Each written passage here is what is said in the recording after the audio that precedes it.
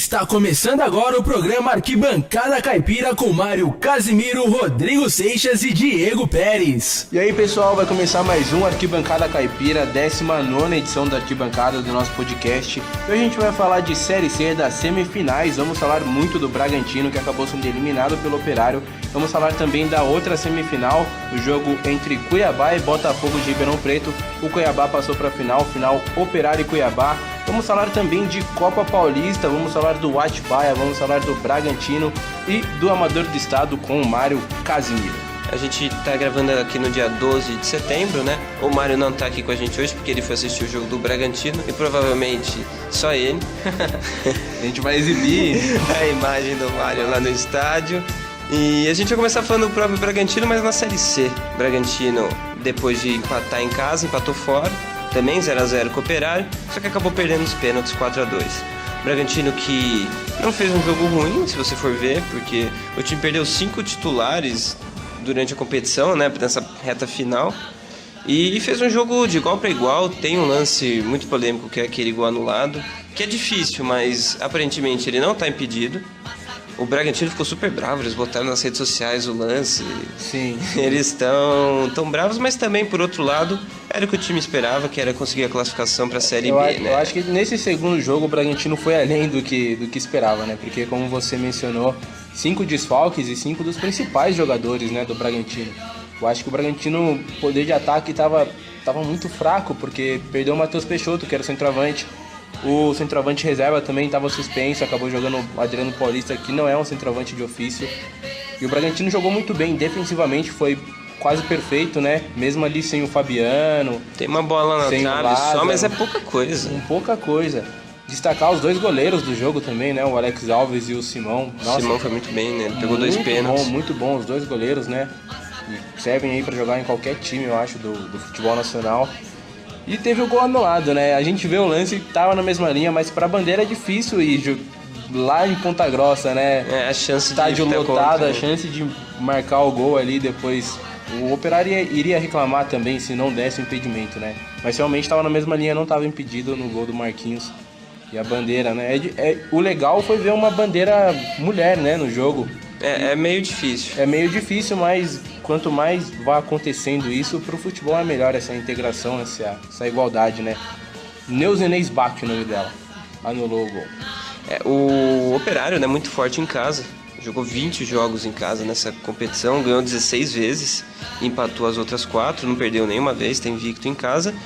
E levou 5 mil torcedores. Você pode achar que não é muito, o estádio cabe 8 mil, mas é bastante. O time tem 5 mil sócios, o ingresso é caro, então você praticamente faz o jogo para sócio ir, né?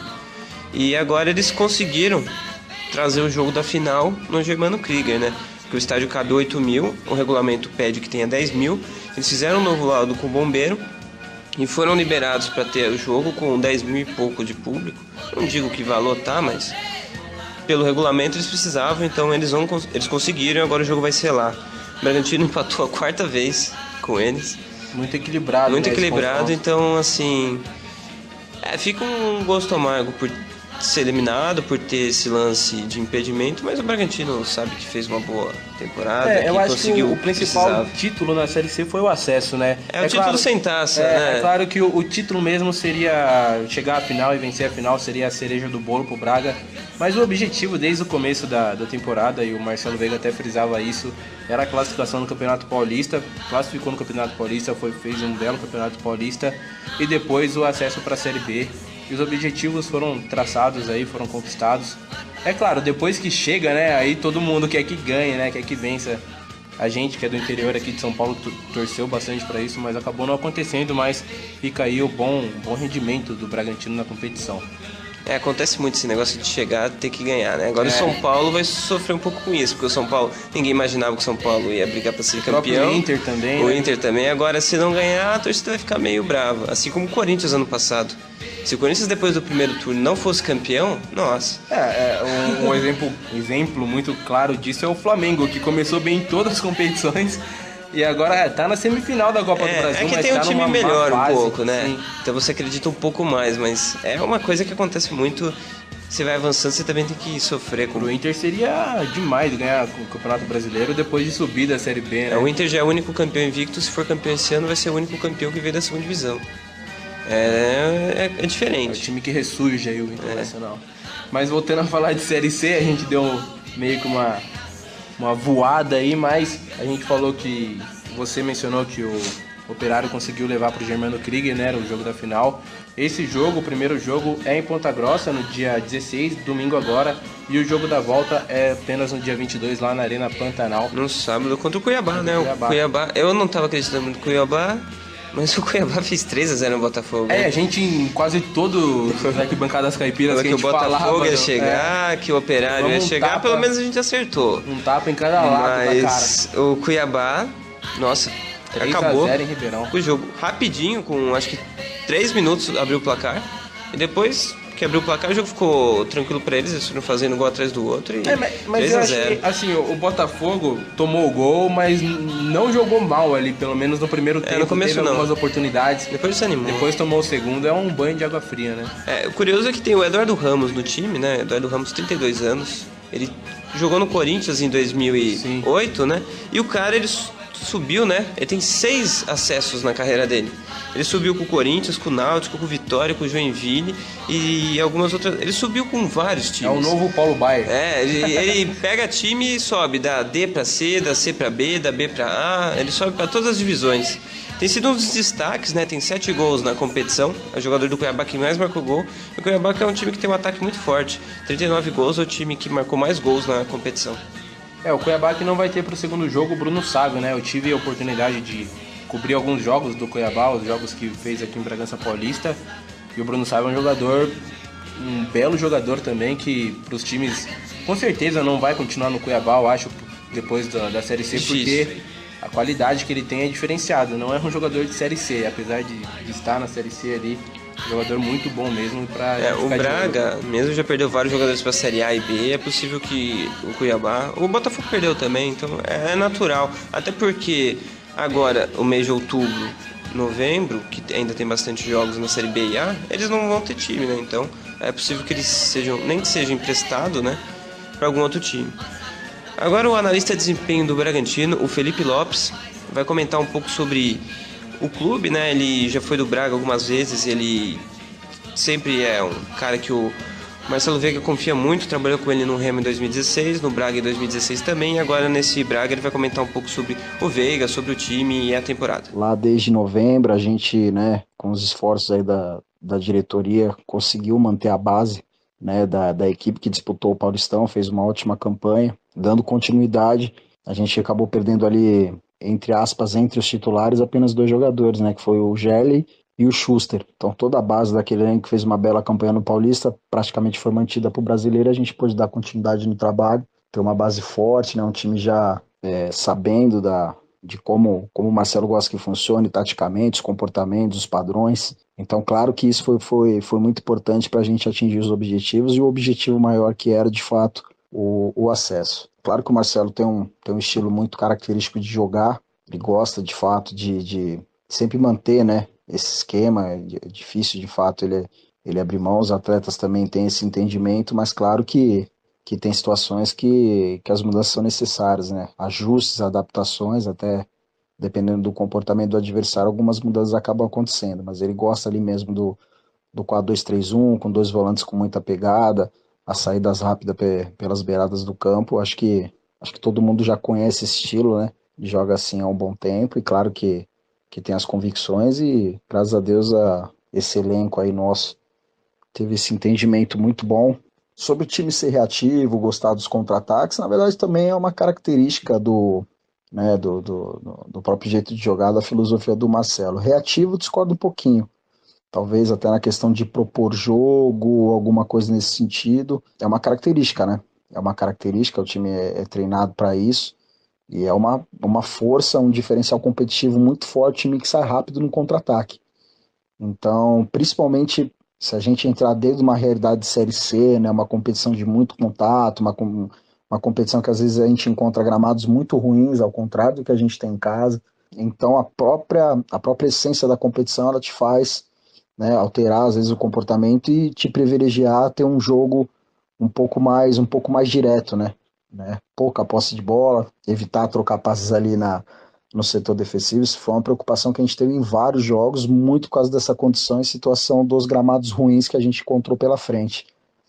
Então acho que vai muito por causa disso, mas assim, a gente tem jogadores de muito talento, o próprio Chorão, o Vitinho, que agora acabou saindo, mas enfim, Marquinhos, são caras que gostam de jogar, e a gente ali do meio para frente, claro que a gente tinha muita qualidade, o próprio Peixoto, de muita qualidade técnica, alguns jogadores no banco também que davam essa qualidade pra gente. Mas claro que o nosso contra-ataque, as nossas transições em velocidade são de fato um ponto muito forte aí do time do Bragantino e dos times do Marcelo. Bola parada, claro, bola parada a gente sabe que de longa data é algo que o Marcelo prioriza e faz isso com excelência, né? Um cara que teve sempre muito sucesso nesse fundamento do jogo, tanto na parte defensiva quanto na parte ofensiva, e hoje em dia nesse futebol jogado com detalhes e decidindo jogos, né? A gente não pode fugir disso, que a bola parada de fato acaba sendo um diferencial, e às vezes a grande maioria dos jogos, até em jogos de alto nível mesmo, né? A gente pega a Copa do Mundo como parâmetro, quantos jogos foram decididos em bola parada, uma falta lateral, uma falta frontal, o próprio escanteio. Para você ocasionar isso dentro de uma situação de jogo, você tem que criar, você tem que atacar, ser agressivo. Claro que é um fundamento muito importante, tem que ser treinado, principalmente nesse futebol contemporâneo nosso, que é muito competitivo, muito pouco espaço para jogar, e de fato a bola parada mesmo acaba decidindo o jogo aí, um resultado, e é de fato muito importante dentro do trabalho do Marcelo, do dia a dia, do Bragantino também. Sobre o nosso trabalho defensivo, a gente teve uma consistência muito boa também durante todo o ano, né? Desde o começo lá, com a chegada do Lázaro, o Guilherme, foi uma dupla de zaga que a gente conseguiu manter durante toda a temporada e encaixou. Característica também muito forte do Marcelo, sempre montou sistemas defensivos muito eficientes e seguros, e não foi diferente dessa vez, né? Tanto no Paulista a gente teve aí entre as melhores defesas da competição, se eu não me engano, ficamos entre as 3 melhores defesas da competição, se não fomos a segunda. O próprio Brasileirão também, agora até a fase de grupos, fomos a segunda melhor defesa também, segunda ou terceira. Então, do sistema defensivo vai muito isso, acho que é um trabalho do coletivo como um todo, dos 10 jogadores, e depois terminando lá atrás também num cara que a gente não precisa nem falar, que é no Alex, o nosso goleiro. Sobre a maneira de trabalho, a maneira de ser do Veiga, não, acho que é uma evolução natural, né? Então fico muito à vontade para falar, não, que é um amadurecimento mesmo, normal, tanto pessoal como profissional também, um cara que está sempre atento ao mercado, sempre atento aos aprendizados que vem surgindo, né? Principalmente no futebol moderno, o estudo se faz totalmente necessário. Então vai muito da minha função também como analista, é um cara que me dá extrema liberdade para trabalhar, para opinar. E ele, mesma coisa, fazendo os cursos também. Ele é um cara, hoje, que é um diferencial enorme no mercado, é um cara que tem a licença Pro da CBF, então também tem estudado, como a maioria dos profissionais tem feito, e isso vem de uma evolução normal.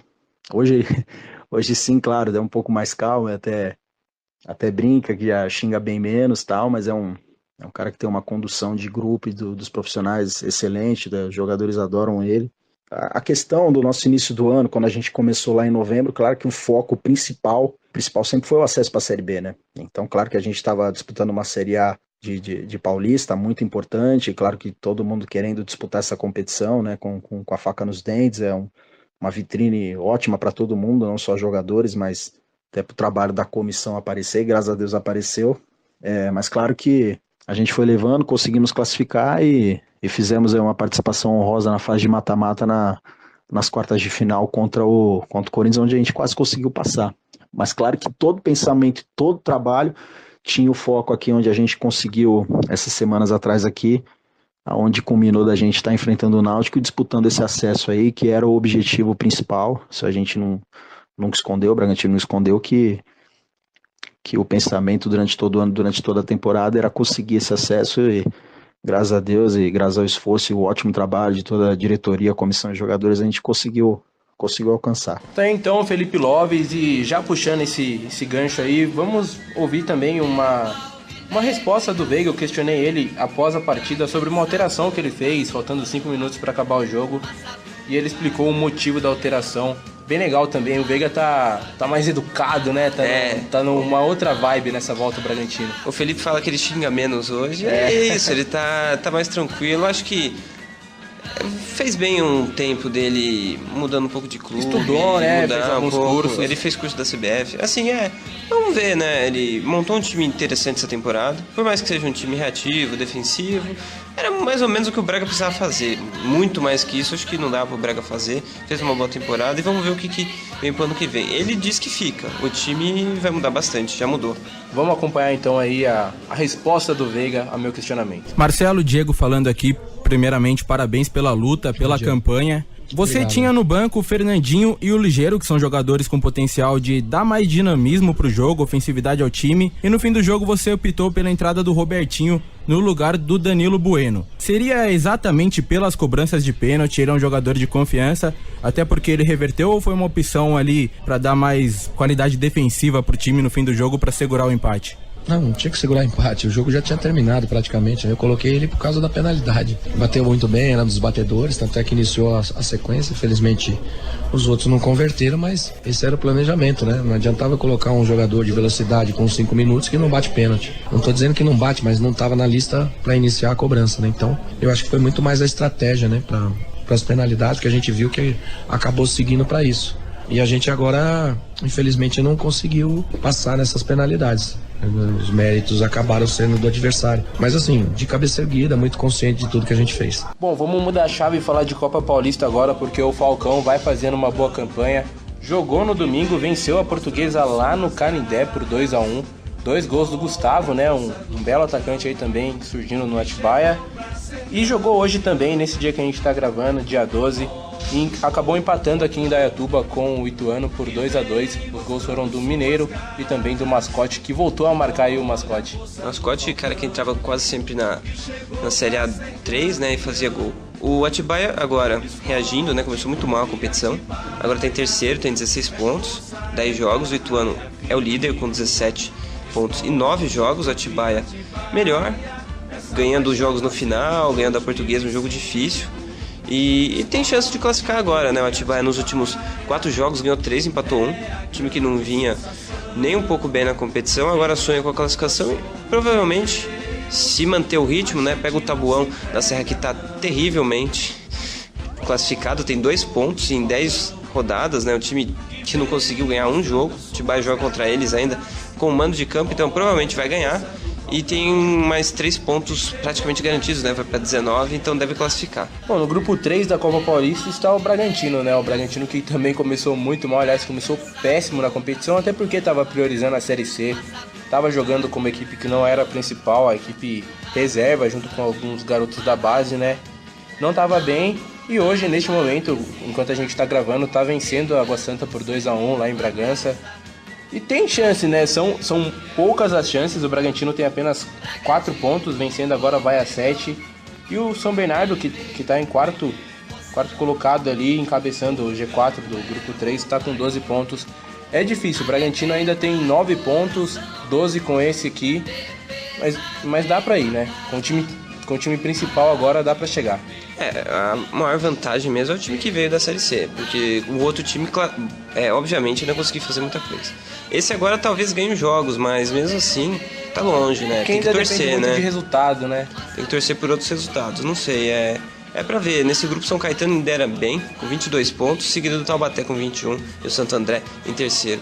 É um time que tem vários Santos, né? E os 3 Santos, o São Caetano, o Santo André, São Bernardo estão classificando. O Santos não tá. Tá com 11 pontos, mas tá perto também. O Santos que tá com o time da base também, né? Praticamente o time B. O Bragantino tem alguns confrontos decisivos, né? Que são com os times que estão ali na frente. Tem o Santo André, tem também o São Bernardo e o Taubaté. Quer dizer, se fazer o dever de casa, talvez dê pra classificar, e vencendo aí, classificando, preenche um pouco o calendário, né? Não fica sem jogar até o fim do ano. Eles entraram mais por causa disso, porque precisar de competição nacional eles não precisam. E pra fechar o grupo ainda tem o Água Santa, que é outro time santa, né? Só time santo, grupo, né? Bem interessante aí, o grupo 2. Vamos dar uma passadinha na classificação dos grupos, né, pra não passar em branco. No grupo 1, o Olímpia tá em primeiro com 14 pontos, seguido do Mirassol também com 14. Votuporanguense e Novo Horizontino, os dois têm 12 pontos e fecham o G4 do grupo 1. No grupo 2 a gente tem a Ferroviária. Que campanha da Ferroviária, inclusive a Ferroviária pediu a volta do Buiú, né? O contrato dele com o Braga se encerra no dia 30 desse mês, mas a Ferroviária já quer ele para terminar aí a Copa Paulista, para fazer uma boa segunda fase e para o Paulistão de 2019. Então, outra peça importante que o Bragantino perde aí, que é o lateral direito Buiú.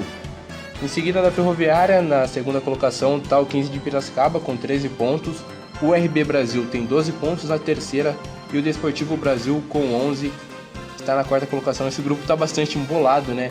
O Rio Claro em quinto tem 10, o Inter de Limeira na sexta colocação com 9, assim como o Noroeste na sétima. O Noroeste com 9, se ele vencer, ele vai para 12 e já empata com o terceiro colocado. Então, grupo muito equilibrado. A Inter de Limeira tem 2 jogos a menos e 9 pontos. Se ganhar os 2, ela pode chegar em segundo. Então, é um grupo muito, muito equilibrado.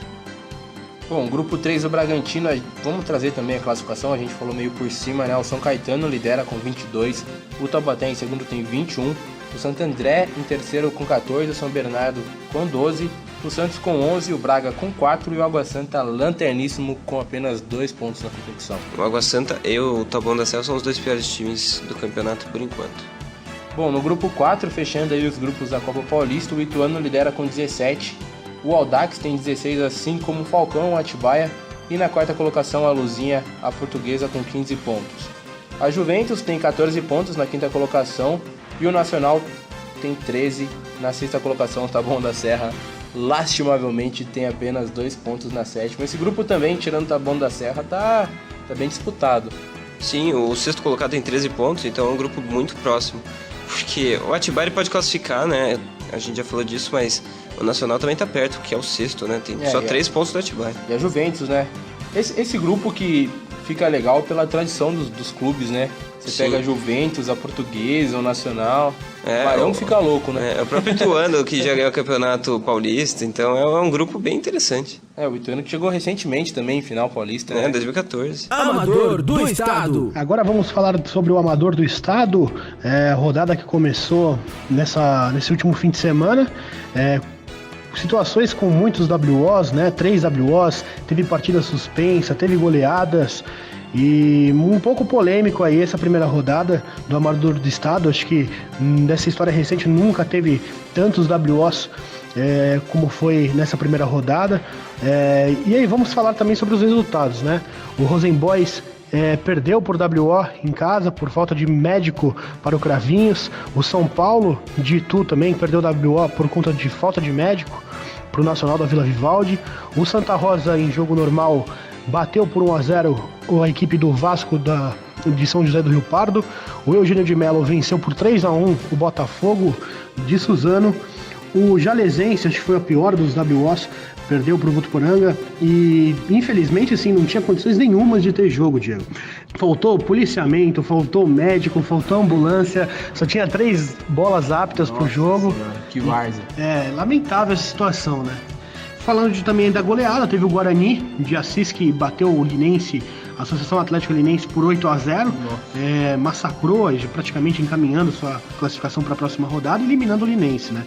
E tem o jogo da volta, mas recuperar isso aí é difícil. Totalmente difícil. O Santa Ernestina bateu por 2-1 o Cruzeiro do Sul de Jaú, União Cruzeiro do Sul. O Coffee the Morning, o time mais alternativo aí da competição, perdeu em casa pro Bandeirantes de Brodowski por 3-2 e com uma derrota que até que não foi tão ruim, né? Pegando o time, acho que das maiores potências aí do Amador do Estado. O Bandeirante conhecido, né? Time tradicionalíssimo do Amador do Estado, lá de Brodowski. Perdeu de 3-2 em casa, é um resultado ruim em termos de resultado em jogo de ida e volta, né? Mas pegando a tradição do Bandeirantes, a qualidade do Bandeirantes, até que não foi tão ruim assim. Sim, o Bandeirantes que teve um dos maiores investimentos aí também nesse Amador do Estado. Vários jogadores do Corinthians de São Bernardo do ano passado, que foi campeão em cima do Ferroviários, nos pênaltis. Muitos desses jogadores foram pro Bandeirante Brodowski. A potência aí, tradicional, foi campeão em 2002. E promete aí chegar longe e buscar o título, né? Depois também teve a vitória do Arena, o estreante Arena de Mogi das Cruzes, que bateu o Atlético Mineiro de São José dos Campos, que é o atual campeão da Liga de São José. E o Jardim do Lago perdeu por 1-0 para o Ferroviários, mas o jogo foi suspenso, né? Infelizmente a polícia teve que sair do estádio por conta de uma ocorrência, e o jogo foi parado aí, esperaram meia hora para o policiamento voltar ao estádio, não voltou, o árbitro considerou como suspenso, ainda não determinou se vai ser um 3-0, e tá em aberto. Aí tem que chegar e ver o que a federação vai exigir, se vai querer o complemento dessa partida ou vai determinar um 3-0 pro Ferroviário. Tem que resolver o quanto antes, né? Porque o segundo jogo é já fim de semana, sábado à tarde lá em Bragança, então acho que o quanto antes resolver é melhor para os jogadores irem a campo até no fim de semana, já com o respaldo do que precisam fazer, né? Com certeza, né? O Ferroviários eu acho que vem forte, né? Como sempre, tricampeão do Amador do Estado, uma das potências aí. O Bandeirante e o Ferroviários são times assim que desbanca qualquer um na questão de financeira, né? De investimento. Bastante. Em questão de jogadores. Provavelmente seria um dos times aí que vai em busca do título também, né? O Ferroviários. E essa foi a primeira rodada do Amador do Estado, né? Só uma notícia triste também foi esses WOs, né? Lamentável, teve o jogo em Guarulhos que eu fui, né, do União Presidente Dutra, que também perdeu por WO, e é muito triste você ver essa situação. No caso do jogo do União contra o Pedra Branca de Itu, o jogo não tinha policiamento militar, a polícia chegou ao local do estádio Cícero Miranda em Guarulhos, mas não teve um ofício para a polícia militar no jogo. Tinha a ambulância, tinha os 2 médicos, tinha 3 viaturas da Guarda Municipal, mas o árbitro exige o policiamento militar dentro do campo. E aí ele esperou 1 hora para chegar o policiamento, e aí o policial militar falou que não tinha autorização de estar dentro do estádio, e o árbitro encerrou aí o jogo sendo WO a favor do Pedra Branca, né, que fica complicado esses WOs aí, porque depois tem que buscar aí um 3-0, né?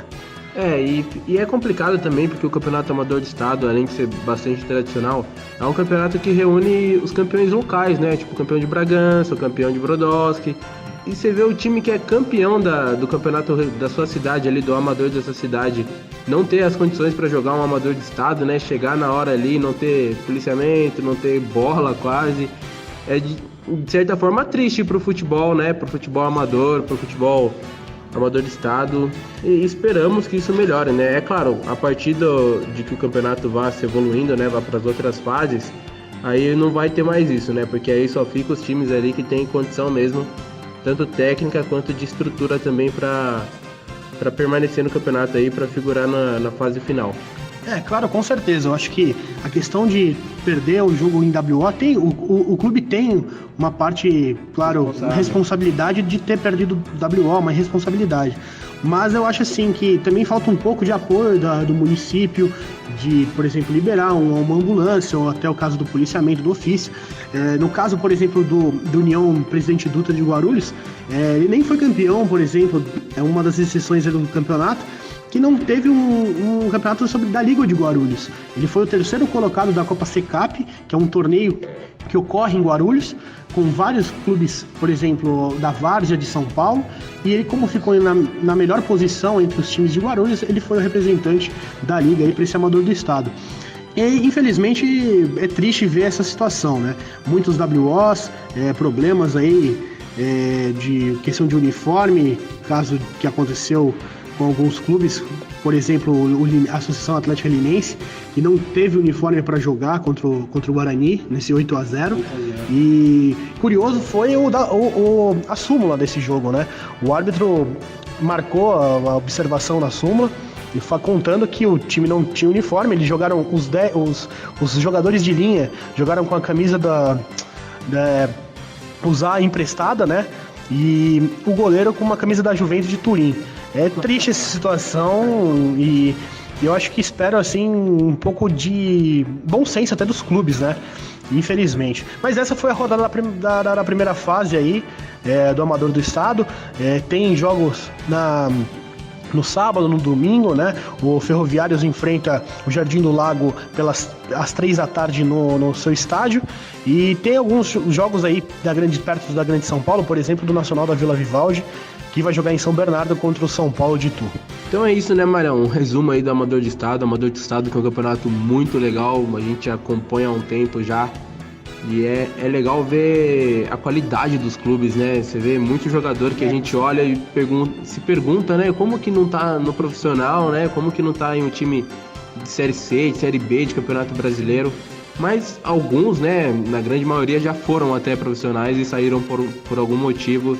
E é legal, principalmente quando chega uma fase aí mais decisiva, que, né? Os principais times, porque daí pega fogo mesmo os jogos de altíssima qualidade. E essa primeira fase também é legal, né? Porque você pega times alternativos, né? Times diferentes, para conhecer, né? Conhecer a cidade, conhecer o estádio, conhecer o clube, né? A camisa, o escudo. Então o Campeonato Amador do Estado é muito legal e a gente vai seguir acompanhando aí. É isso aí, vale lembrar, por exemplo, você citou sobre clubes que foram profissionais, o caso do Cravinhos, né, que jogou a 4ª divisão do Campeonato Paulista em 1990, o seu estádio JD Martins, nessas 2 últimas edições de Copa São Paulo foi sede, e é um clube bem tradicional do futebol paulista e está no Amador do Estado esse ano. E é isso aí, a gente vai acompanhar, a gente cobriu no ano passado o Amador, que foi um belo campeonato. Só fica triste aí por essa situação de TWO, que não é normal, não é a rotina do campeonato. Né? Sim. E só lembrando, né, que você tá com o guia lá no Correio de Atibaia, o guia do Amador de Estado. Então, se você quiser saber mais detalhes aí de súmula, desses WOs que o Mário está citando, é só você entrar lá no correiodeatibaia.com.br e acompanhar. Isso aí. Quadro no Baú. Agora vamos para o quadro no Baú. E no quadro de hoje a gente vai falar da final paulista de 1973, exatamente no dia 26 de agosto de 73, no Morumbi, quando o Santos enfrentou a Portuguesa, né, Rodrigo? Aquele foi um jogo muito curioso, porque o jogo terminou empatado 0-0, e na decisão dos pênaltis o Santos converteu 2 em 3 cobranças, perdeu a primeira, a Portuguesa, que tinha perdido as 3, e o árbitro Armando Marques, famoso árbitro daquela época, acabou decretando o final da partida, quando na verdade a Portuguesa podia empatar. Então, no final das contas, a Federação Paulista acabou dividindo o título em 2 campeões. Hoje a gente tem um convidado diferente, um especial para o nosso quadro no Baú, que é o Arthur. Ele cobriu a Portuguesa, não nessa época, um pouco depois, mas ele vai comentar um pouco sobre aquele time da Portuguesa, que tinha o Enéas, era um time bem forte da Portuguesa. Realmente muito importante, muito diferenciado, muito diferente do que é hoje, né? Nós tínhamos naquela ocasião, tanto que os grandes jornais, inclusive, faziam a cobertura da Portuguesa, que era considerado um grande time, era um grande clube, né? Então, os jornais normalmente tinham os seus setoristas que faziam o trabalho no São Paulo, Palmeiras, no Santos, né? E na Portuguesa também, lá no Canindé. Naquela época, o presidente era o Oswaldo Teixeira Duarte, que hoje dá nome ao estádio, né? E que uma figura muito polêmica, muito, em parte, detestada pelos jornalistas, mas que teve uma importância fundamental naquela ocasião, quer dizer, para que o clube se desenvolvesse e se diferenciasse lá entre os grandes de São Paulo, né? Agora, um dos grandes destaques, na verdade, do time da Portuguesa era o Enéas, que era uma figura, era um grande jogador, além de ser um grande jogador, inclusive jogou na seleção também, né, foi convocado para a seleção brasileira. Era uma pessoa também, uma pessoa bastante diferenciada, porque naquele tempo os jogadores pouco falavam, tinham uma instrução assim, muito limitada, e ele era um sujeito bastante articulado, falava com todos os repórteres, tinha realmente uma interação muito grande com todos, e era um jogador reconhecidamente hábil, né, e talentoso. Aquele time da Portuguesa era treinado pelo técnico Otto Glória e tinha no gol Zecão, na defesa Cardoso, Priscuma, Calegari, Isidoro, no meio de campo Badeco e Basílio. Basílio é aquele que jogou no Corinthians e marcou o gol do jejum de títulos em 77, Xará, Enéas, depois o Tata, Cabinho e o Cinho, esse time que empatou o jogo 0-0 contra o Santos dos Serras, Carlos Alberto, Zé Carlos, Vicente, Turcão, Clodoaldo, Léo Oliveira, Jair da Costa, depois Brecha, Eusébio, Pelé, Edu e o técnico naquela época já era o Pepe. O Santos, que tinha Dorval, Mengalvo, Pelé e Pepe, né, a turma com Coutinho também. Depois o Pepe acabou virando técnico desse time que era muito forte, né, Arthur? É interessante comentar, quer dizer, que o Santos era um time consagrado na realidade. Só se você citar 3 jogadores lá, Carlos Alberto, Clodoaldo e Pelé e o Edu, né? Também são 4 jogadores fundamentais que foram na realidade bicampeões, tricampeões com a seleção, né? Fora o Pelé, que dispensa apresentação, né? Dispensa apresentações, né? Esse campeonato paulista em que a Portuguesa e o Santos foram dividir o título foi uma coisa um pouco estranha e bastante polêmica naquela ocasião, né? E se atribui a um erro do juiz, que era o conhecido Armando Marques, né? Ali na questão dos pênaltis, né? Não foi isso, Rodrigo? Foi, e engraçado que a Portuguesa, ela meio que fugiu do jogo. Porque depois os dirigentes lá da Portuguesa, eles perceberam que tinha um erro, eles mandaram os caras fugirem, porque um dos caras que ia cobrar os pênaltis, e o Santos teria que perder os dois, e a Portuguesa os dois pra empatar, era o Pelé. Então eles, morrendo de medo do Pelé acertar e serem eliminados, eles entraram no ônibus e foram todo mundo embora.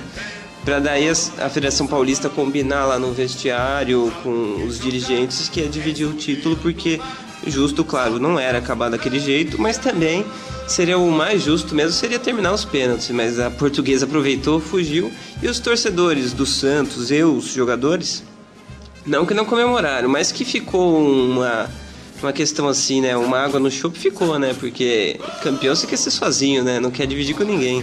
É verdade, principalmente porque não foi justo, né, ficou reconhecidamente o Santos merecia o campeonato e foi exatamente um momento brilhante, né, da Portuguesa naquele momento. Não, o Santos foi campeão e esse daí foi o último título do Pelé pelo Santos. Pelé que logo depois saiu, foi jogar no Galaxy e aposentou depois, mas naquele lá acabou sendo o último título do Pelé. O Santos um título dividido. Só para enaltecer a qualidade do Pelé, né, porque eu não o vi jogar, você também certamente não, já o Arthur viu ele jogar, mas nesse campeonato de 73, ele foi artilheiro com 19 gols. Já tava meio que no fim de carreira, né? Foi artilheiro com 19 gols. E você fala, não é muito gol, mas o vice-artilheiro teve apenas 7 gols, era que foi o Edu, que também era do Santos. Então esse time do Santos, que fazia a tabelinha, com né? Coutinho, Pelé, Edu e companhia, era Coutinho, sensacional. Esses caras eram... Nesse ano tem um jogo da Portuguesa e Santos, também em 73, que a Portuguesa faz 2-0 no Pacaembu, o Santos vira. O último gol, um gol do Pelé, que a bola vai na área, ele mata no peito, um pouco no braço, mas mata no peito e já vira chutando. Um golaço, o Santos ganha de 3-2.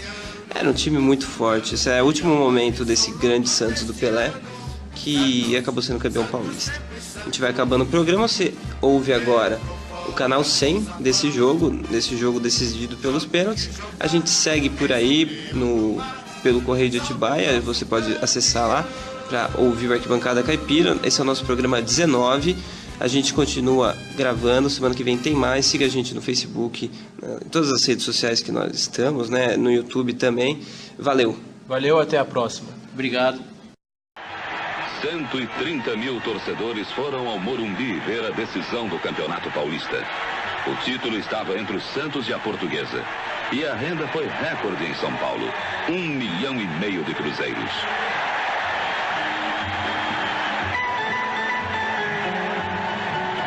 Desde o início, liderados por Pelé, os jogadores do Santos mais experimentados jogavam com tranquilidade. Na Portuguesa não acontecia o mesmo. O time apenas se defendia e todos estavam nervosos. O Santos foi sempre mais ofensivo.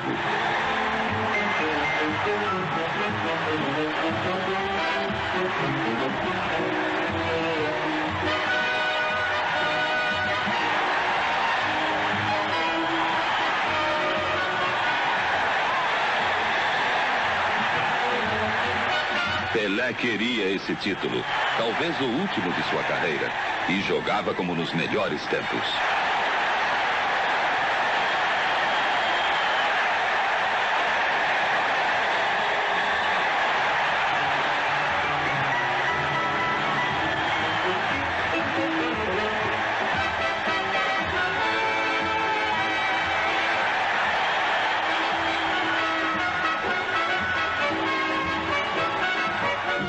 segunda etapa e o Santos continuou dominando, mas estava difícil vencer a bem plantada defesa adversária.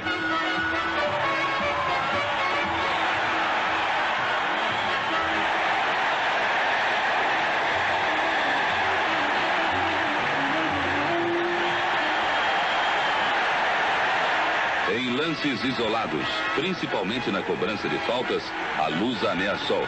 Pelé quase acerta. Depois dessa bola na trave, a equipe santista ainda continuou atacando, apesar do cansaço de seus jogadores.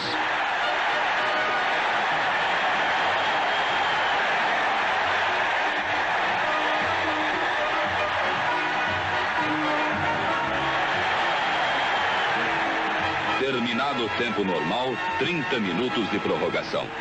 A Portuguesa tinha mais juventude e melhor preparo físico. E apesar de seu futebol tímido e inseguro, podia ter decidido neste lance.